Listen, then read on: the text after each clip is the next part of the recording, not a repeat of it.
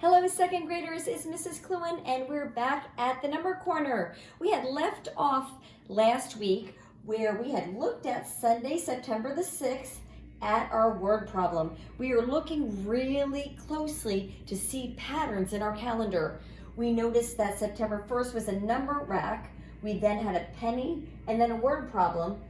Friday was a number rack, Saturday was a penny, and Sunday was a word problem. So today, Monday, September 7th, what do we think it might be? Should we take a look? And it's a number rack.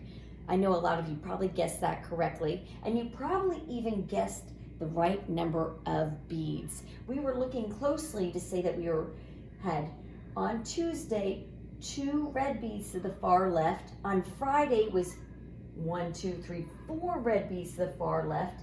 And here on Monday, we'll notice that there's 6 red beads to the far left. Think really carefully what type of pattern the beads are making. So now we might have several patterns going. We might have the card that we flip for the day, and we might have the card matching up with the similar cards and maybe a pattern of that as well. So as we're going through the calendar, write down patterns that you recognize. Now we're going to go ahead and take a closer look at this card. All right, let's go ahead and take a closer look at our card from September 7th. We already determined that it was a number rack. And then you guys already told me that on a number rack, there are always 20 beads. So that's a significant number. On this number rack in particular, let's go ahead and take a look at my bigger version here. There are how many beads on the left side of the number rack? That's right, there are 6 beads. And then how many beads on the right side of the number rack? You could potentially do the math in your head and say, okay, 20 total, 20 minus 6, and get your answer of 14. If you can't do subtraction that quickly in your head, you can always count them. And you could use a strategy here of knowing that there are 10 white beads on a number rack, so we see them all over here, so that's already equals 10. And then all you have to do is add the 2 red on the top and the 2 red on the bottom, and know 10 plus 2 plus 2 is 14. So now we have our 3 significant numbers of 6, 14, and 20 total beads on the number rack, and I write those numbers down right here. Now I'm going to ask you, go ahead and see if you can write a fact family for the numbers 20, 6, and 14.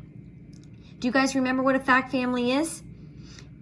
If you do, you'd remember that a fact family has 2 addition equations and 2 subtraction equations.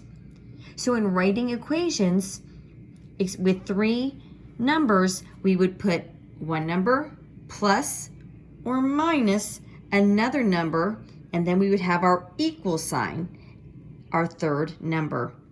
So can you write 4 equations using the 3 numbers 20, 6, and 14? And remember that these numbers have to show up in each one of these equations. So go ahead and pause the video and do that, and then I'll see you in a minute to see if you got the right answer. All right, welcome back. Here's what I got. My first addition equation, I took the 6 and added it to the 14 to equal 20. My second addition equation, I just reversed these 2 numbers and added 14 plus 6 equals 20, checking that each of these numbers came from my initial 3. Now the trick with the addition equations are when you have 3 numbers and you're trying to make fact families, if you're adding the numbers together, they always will equal the largest number. So you'll put your equal sign, and always your largest number will go in these boxes. Now on to our subtraction. My subtraction, I came up with 20 minus 6 equals 14, and 20 minus 14 equals 6, just changing out these 2 numbers. Now, the trick for the subtraction problems are, since you're subtracting, you only are taking away the largest number is the number you can take away from. So in those subtraction equations, the largest number is in the first box. In the addition equations, the largest number is in the last box as the answer. Way to go, guys. I think you did awesome. Next, you're going to be doing a seesaw activity. The seesaw activity you're going to be doing today is actually a domino addition game. So you're going to get to practice your addition and having a little fun too. So go ahead and turn off your video, log back into your seesaw, and do your number corner seesaw domino addition activity. Don't forget to turn it in to your teacher. Have a great time learning.